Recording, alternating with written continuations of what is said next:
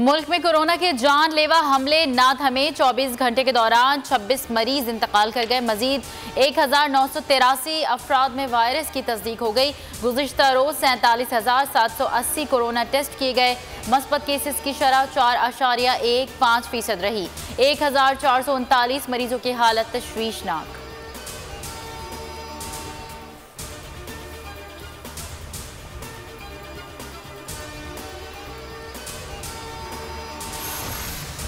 कराची में डाकू बेलगाम, पुलिस अवाम की जानो माल के तहफ़्फ़ुज़ में नाकाम। 24 घंटे से भी कम वक्त में शहर बेअमा में डकैती मज़ाहमत पर एक और शख्स जान से गया।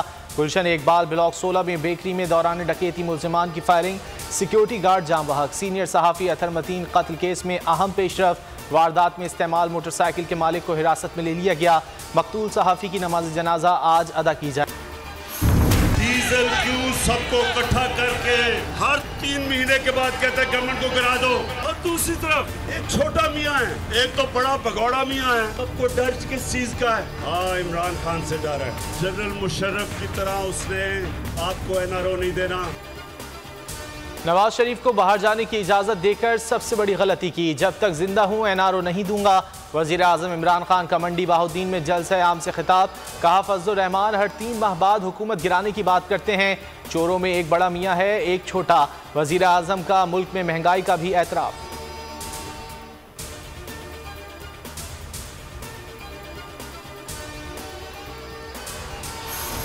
वज़ीर आज़म अदम एतमाद से घबराए हुए हैं। शाहिद खान अब्बासी कहते हैं इमरान खान कुछ भी करने को तैयार हैं। काबीना में मुल्क के करप्ट तरीन लोग बैठे हैं। लीगी रहनुमा ने अदालतों में कैमरे लगाकर करप्शन के खिलाफ कार्रवाई आवाम को दिखाने का मुतालबा कर दिया।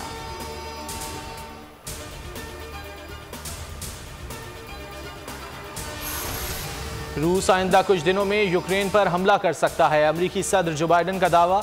कहा रूसी हिमायत याफ्ता यूक्रेनी बागी इश्तियाल अंगेजी फैला रहे हैं। रूसी हमले की वजूहात को ख़त्म करने की कोशिश की जा रही है। रूस की तकसीम करने की कोशिश के बावजूद अमरीकी इत्तेहादी मुत्तहिद हैं।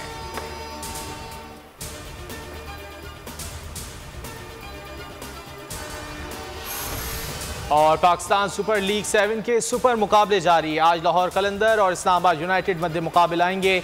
गुज़िश्ता रोज़ के मुकाबले में कराची किंग्स ने लाहौर कलंदर्स को 22 रन से हराकर इवेंट में पहली फतह नाम कर ली। मुल्तान सुल्तान्स ने कोयटा ग्लैडिएटर्स को 117 रन से शिकस्त दे दी। जानिए हर मैच पर जावेद मियादाद का तजिया सिर्फ बोल न्यूज़ पर।